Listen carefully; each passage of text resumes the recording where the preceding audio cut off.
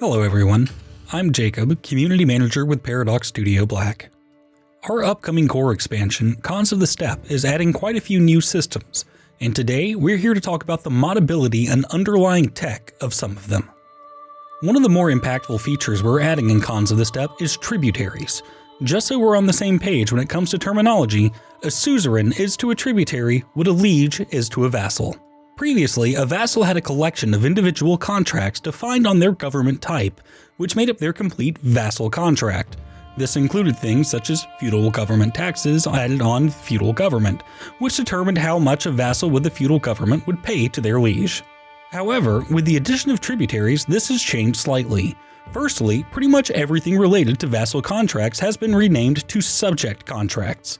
To enable reuse of these contract lists and usage outside of governments, we've added a new database called Subject Contract Groups, which includes the typical list of individual contracts, but can also include extra parameters such as how they should be inherited on succession and how they should appear on the map. These are documented in the info file for Subject Contracts Groups.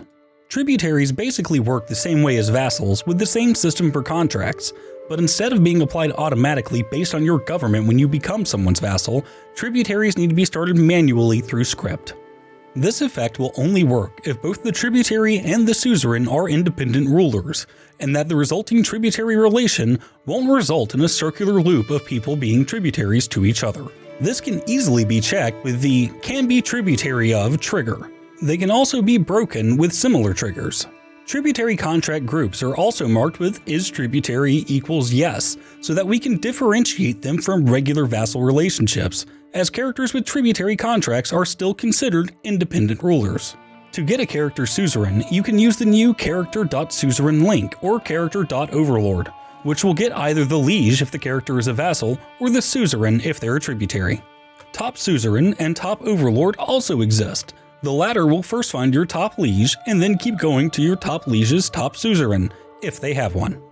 The AI has a chance to break free from their suzerain each year based on the AI will do and the cease paying tribute interaction effect, which is what's displayed currently.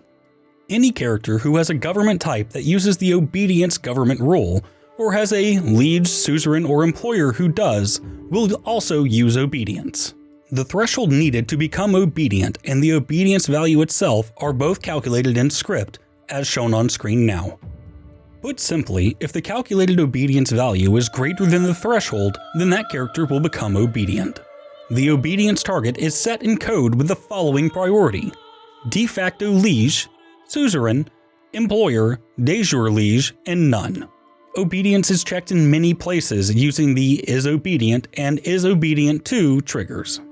Confederations are a group of smaller independent rulers coming together, acting as allies in defense against greater threats. Creating one is simple using the Create Confederation effect. Confederations invalidate on a daily tick if they have fewer than 2 members, so after a confederation has been created, another member must be added using Add Confederation Member. Members of the Confederation will skew their map color towards the color of the Confederate creator based on the defined Confederate realm color factor.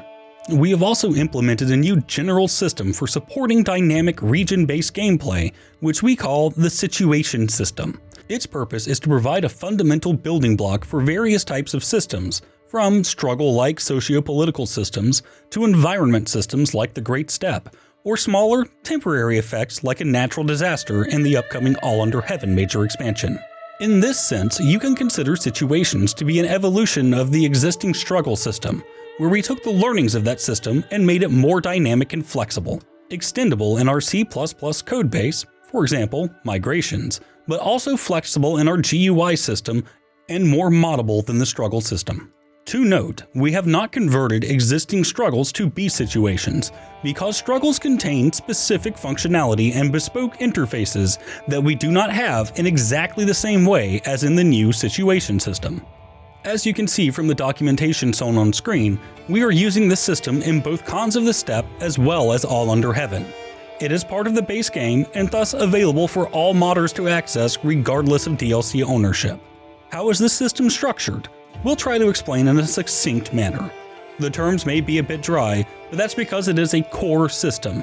Each implementation of it can rename things in the interface as they please. A situation type consists of one or more geographical subregions. These subregions are fixed in number, but each can grow and contract their geographical area while the game is running. For example, the 3 subregions of the Great Steppe: West, Central, and East. Each situation type has a set of phases which it can transition from one to another via various mechanics in-game. We've grabbed some functionality from the struggle system and extended it in this case. An active phase can transition to another phase in these ways. The maximum duration is reached. If a maximum phase duration is defined and is reached, a new phase is picked from the possible future phases according to a rule, either a weighted pick of the future phases based on the points they have accumulated or entirely at random. For example, the seasons within the Great Steppe progress in this manner. Phases can also transition via a points takeover system, where one of the future phases has accumulated enough points to reach its takeover target. Similar to struggles, you can use catalysts to add points to specific future phases. It will stop the current phase and put itself as the active phase. For example, some of the special seasons within the Great Steppe situation work this way. Another way that phases can transition is through a duration takeover. One of the future phases has reached a specific duration. It will stop the current phase and put itself as the active phase. This can be used to provide a more predictable version of the points takeover phase. And finally, phases can be changed via script. Our script system is powerful, and we can change phases directly, skipping the automatic systems involved. It can also change to a phase that isn't an official future phase of the active phase, allowing modders to take direct control over how phases progress. Each subregion within a situation has its own active phase and its own phase progression, but the possible phases are defined on the situation level. Nothing would prevent us, or modders, from implementing multiple phase cycles within a situation, however. Of course, a situation phase definition also contains modifiers and parameters that will apply to the region, or characters participating in the situation, filtered by their participant group, which segues nicely into participant groups. Who is impacted by the situation?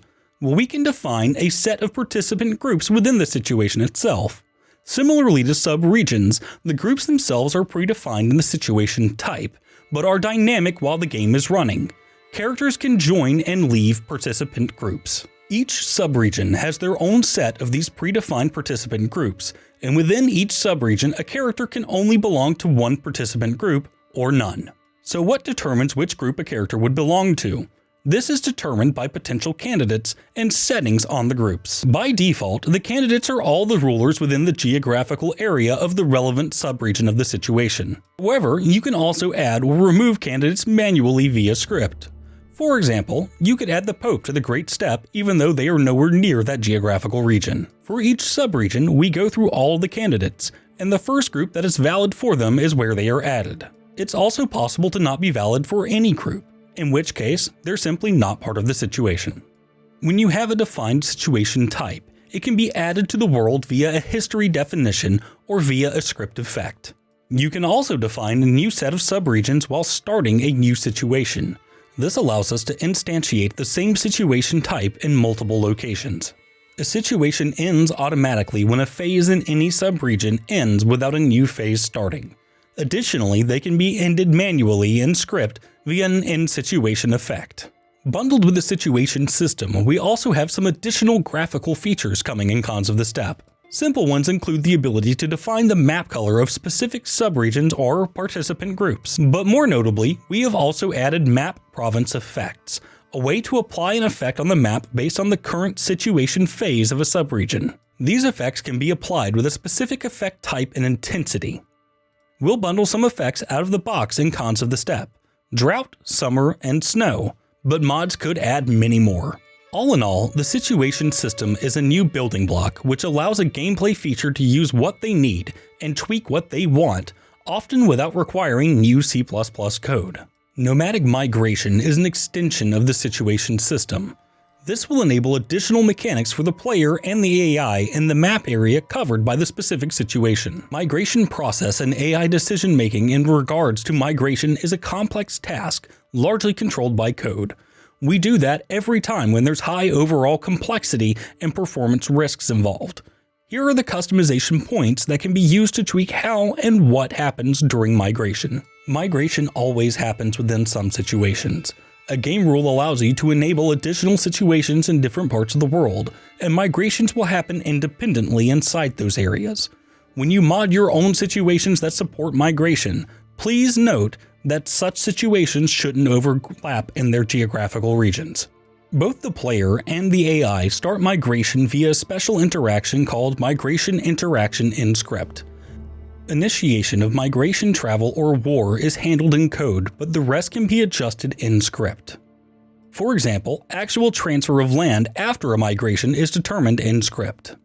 The property of the interaction AI accept controls if the recipient allows you to migrate into their lands peacefully or if it will lead to war. AI will do, on the other hand, is used to score the best migration target when AI makes its decision on where to migrate. Unlike other interactions, this one gets lots of additional data provided by code to script, so scoring can be more nuanced. Additional scopes are migration target, all potential enemies in case of hostile migration, target land fertility, total military power of all defenders and their allies. All this allows you to prioritize for different targets, balancing risks and benefits. When a migration is hostile, it uses a special casus belli, Migration CB. Migration range is limited by migration distance, and there are modifiers that extend or shrink it. It allows you to control different AI behaviors, setting some rulers to be more free-roaming while putting harsher restrictions on others. Cons of the Steppe is our second expansion that uses the Domicile system, and it introduces a new domicile type, the Nomadic Camp. With more hands-on experience with this system, some previous technical decisions proved to be error-prone and hard to work with. So we decided to change how domiciles are connected to playable landless rulers. Domiciles are now not owned by a person, but by a special landless titles. Adventurers always have their camp title, landless noble families have the noble family title, and nomads have a nomadic camp title. This solves several problems at once. Domicile inheritance is now completely controlled by inheritance of special titles. No more cases when code has to decide for a ruler which of the two domiciles they should keep, their own or the one they inherited from someone else. Titles can have no holder for some time, and when it gets a new holder at some point, the domicile is returned back into the game. No risk of accidentally destroying a rich and built-up domicile due to an unfortunate succession. Nothing changes in script or user interface. There's still a direct connection between a ruler and active domicile they have. When a ruler holds several special titles with domiciles, only one of these domiciles will be active, the one that matches the ruler's government type. This shouldn't normally happen in the base game though. Fertility is a value calculated at the county level. Every county that is in situation with migration or whose holder has a government type with government rule uses county fertility has county fertility calculated and shown in the user interface. If you want to mod in a situation that uses fertility without migration, just add migration yes to the situation setup, but disable the migration interaction and make sure you add the uses county fertility government rule where necessary. Herders are a bit special in that they also replenish county fertility, which is another government rule called replenishes county fertility. They contribute a base monthly fertility gain per county, which is governed by the defined base herder gain per county. Monthly fertility change is a bit more complex than our usual systems. We adjust both growth and decline to better simulate how nomadic herds would reduce local pastureland, with the overall change often settling at some lower number, though this depends on your domain size and some other factors. County fertility growth is changed according to the function shown on screen. County fertility decline is changed according to this function. Where these two curves intersect is theoretically the equilibrium point of a given county in the game. A county's fertility will always trend towards its equilibrium point. There is, however, a pusher which determines how sensitive equilibrium is to the difference between growth and decline. Given the complexity of these equations, we opted for a simpler way to calculate the equilibrium point to display in the user interface, using the small angle approximation. Put together with character, holding, and county modifiers, these functions contribute what you see in-game as monthly county fertility change. It is important to note that the math behind all this is largely contained in what we've called the current county fertility modifier and the monthly change breakdown. This number is the result of these calculations, and what directs the fertility in the county to trend towards its equilibrium point. For anyone that hasn't taken a math class recently, this may all seem like gobbledygook, so here's the main takeaway for modders. The central way to affect how county fertility grows and declines, and where it will hit equilibrium, is by adjusting the defines which hook into the functions above, as shown on screen now. Herd is a new currency stored by a character's domicile. Every domicile has current herd and max herd values, accessible by the triggers displayed now. A domicile's herd limit is determined by their tier plus any relevant modifiers available to them. There is a new define listing base herd limit values by tier as well. Along with that comes a base herd conversion rate, which determines how many of your herd get turned into horde riders when you raise your armies, and additionally a define to control how much gold income a character gets based on their current herd. Every month your herd will increase based on the herd gained from your domain, as well as contributions from vassals and tributaries.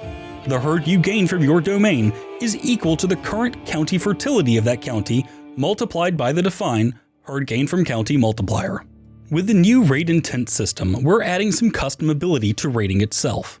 It can change what you receive when you return with loot and modify the raiding army itself in some way. Here we see the raise intent, which will add prestige and dread when your raiding army returns with loot, but gives a minus 60% modifier to raiding speed. We also use the on-raid action completion on-action effect to have different effects happen after each successful raid on a holding, depending on the active raid intent of the raiding army in question. It is now possible to specify a scripted character template per government type. This template will be used when a new character is automatically generated for that government type in code, for example, when granting a title to an automatically generated character. We use this effect pretty frequently in Cons of the Steppe when you start migration and leave your lands behind to herders. Whenever you begin migrating, the herders that appeared to oversee your previous domain are generated according to the template shown on screen. The aim here is to give script and modders more control over their characters that are created for titles that already have government type specified. With this release comes an updated skeleton for characters in Crusader Kings 3. We've added new sleeve, skirt, and cloak joints to help increase the animation fidelity for clothing. The adding of joints to the female and male body meshes also means that any item modders may have created that uses these skeletons will have to have those joints added, or the item will look quite strange, as the joint count array now places joints in a different order and has a larger amount of them. To help modders out with this, we've decided to publish our skeleton files, both our own Maya files as well as in the more universal FBX format. You can find these files linked in the description below. To expedite fixing old clothes, cloaks, and legwear, modders can use these files to copy over the skinning from the various types of clothes in the files to their own items. Some manual reskinning is generally necessary, but hopefully this should make it much faster than doing it all manually. In general, legwear get the skin weights copied from the regular body. Cloaks have a specific cloak item in the files to copy from, and regular clothes can copy from a body and skirt item. Pick whichever item seems to suit the one needing reskinning. Our previously made clothing should look and act pretty much the same as before, while new animations and clothes will be able to have more movement independent of the body itself. This allows us to simulate better movement based on strange poses or fast movement. And finally, for the combat-loving modders out there, we have added some commonly requested on-actions that you can use to apply effects when combat starts or when an army joins combat. Additionally, we have added some new script effects which will allow more control over combat outcomes themselves. We have also added new defeated military map unit animation state, which is set when a unit is defeated after combat, allowing for some cool extra animations. And that's all we have to cover today. Thank you so much for listening to this Dev Diary. And as always, please like and subscribe if you want more information about Crusader Kings directly from the source.